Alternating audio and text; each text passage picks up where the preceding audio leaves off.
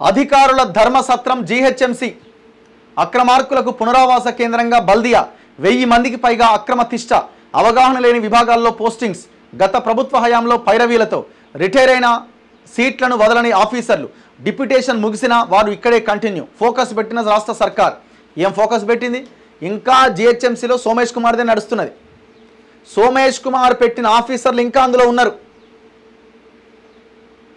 అధికారులకు జీహెచ్ఎంసీ ధర్మసత్రంలా మారిందనే విమర్శలు ఉన్నాయి గత ప్రభుత్వంలో పైరవీలతో సంబంధం లేని విభాగాల్లో పోస్టింగ్ సంపాదించుకున్న కొందరు ఆఫీసర్లు పెత్తనం చెలాయిస్తున్నారు రిటైర్డ్ ఆఫీసర్ల పదవీ కాలాన్ని గత ప్రభుత్వం పొడిగించడంతో వారు సైతం ఇక్కడే తిష్ట వేసుకొని కూర్చున్నారు డిప్యూటేషన్ ముగిసిన అధికారులు సైతం ఇక్కడే కంటిన్యూ అవుతున్నారట రేవంత్ రెడ్డి ఫోకస్ పెట్టిండట ఎన్ని రోజులు ఫోకస్ పెడతారండి ఇప్పుడు రిటైర్డ్ అయిన ఆఫీసర్లు తెలంగాణ వ్యాప్తంగా 1100 మంది లెక్క తెలిసిరు ఉద్యోగులది ఒక్కరిని కూడా వేయకపోతుంది కదా ఇంకా ఎన్ని రోజులు ఫోకస్ పెడతారు ఇక బెంగళూరు నుంచి పైరవీలు చేస్తున్నాడు చూడు ఇక రిటైర్డ్ అయినోడు అంటే వాడు ఇన్ఫ్లుయెన్స్ చూడండి రిటైర్డ్ అయిన వారిని ఇంటికి పంపడం డిప్యూటేషన్ ముగిసిన ఆఫీసర్లను మాతృశాఖలకు బదిలీ చేయడం పైన కాంగ్రెస్ సర్కార్ సీరియస్గా ఉండడంతో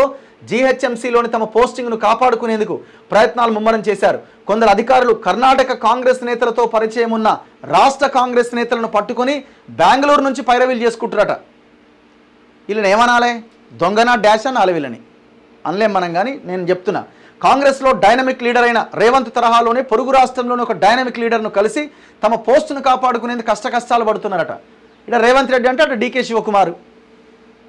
ఈయన ఒకటి తయారైండు ఈయన లీడర్లకి మల్లారెడ్డి రేవంత్ తీసుకోకపోతే డీకే శివకుమార్ని కలుస్తాడు ఈడికాడికి ఏం సంబంధమో నాకు అర్థం కావట్లే తెలంగాణ కర్ణాటకే ఆయన పెత్తనం వీడేంది మరి అసలు ఆయన ఎట్లా కలుస్తాడు తెలంగాణలో ఏం పని పాట లేదా మీకు మీ రాష్ట్రం మీరు చూసుకోరా డీకే శివకుమార్కి ఏం పని అండి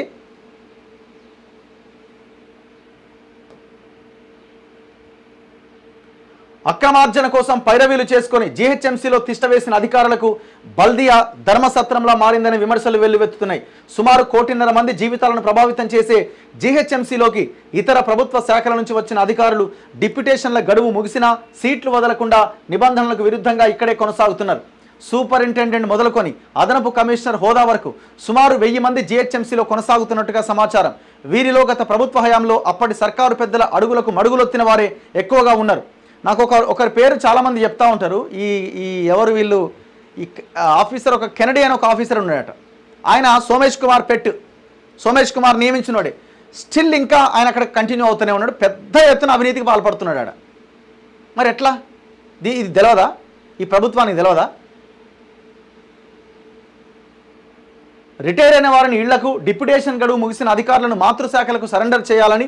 ప్రస్తుత సర్కారు స్పష్టమైన ఆదేశాలు జారీ చేసింది అయినా వారి సీట్లు మాత్రం కదలట్లేదు కొద్ది నెలల క్రితం 2 రోజుల పాటు జరిగిన జీహెచ్ఎంసీ కౌన్సిల్ సమావేశంలో కూడా ఈ అంశంపై దుమారం రేగింది మేయర్ ఆదేశాల మేరకు సమాధానం ఇచ్చిన కమిషనర్ సుమారు 1000 మందిని బయటకు పంపబోతున్నట్లుగా కౌన్సిల్కు సమాధానం చెప్పారు కానీ ఆ తర్వాత జీహెచ్ఎంసీ నుంచి వెళ్లిన ఆఫీసర్ల సంఖ్య సింగిల్ డిజిట్ మాత్రమే జీహెచ్ఎంసీ అసలే అప్పుల ఊబిలో మునుగుతోంది ఈ తరుణంలో నిబంధనలకు విరుద్ధంగా కొనసాగుతున్న అధికారులకు జీతాలు రవాణా ఇతర ప్రయోజనాలు కల్పించడం బల్దియా ఖజానాకు అదనపు భారమైనట్టు జీహెచ్ఎంసీలోని ఉద్యోగ కార్మిక సంఘాలు గగ్గోలు పెడుతున్నాయి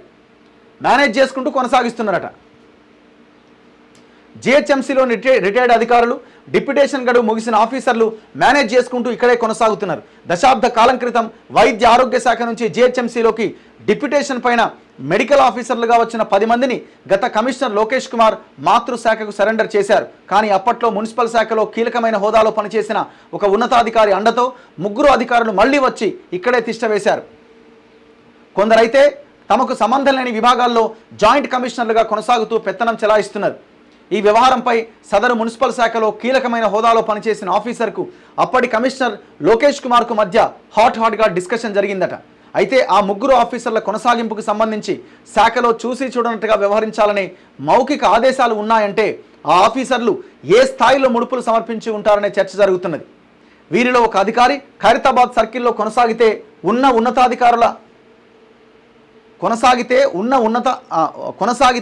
ఉన్నతాధికారుల కంటపడతానని భావించి కమిషనర్ను మేనేజ్ చేసుకొని శివారులోని గాజుల రామారం సర్కిల్కు ట్రాన్స్ఫర్ చేసుకున్నట్టు సమాచారం అట ఈ మనుషులరా మీరు జనం సొమ్ము తింటుంటే ఏమైనా అనిపిస్తలేదా మీకు అసలు ఏం చేస్తుందండి గవర్నమెంటు ఇంత ఇంత ఓపెన్గా ఈ అధికారుల విషయంలో ఎందుకు మీరు పట్టు సాధించలేకపోతుంది? ఇక్కడ రేవంత్ రెడ్డి మాట మంత్రులు వింటలేరా? లేదు మంత్రులు తమ సొంతంగా లేదు ఆడ కమిషన్లకి లాలూచిబడి వాళ్ళతోని డబ్బులు తీసుకొని వాళ్ళని మేనేజ్ చేస్తున్నారా?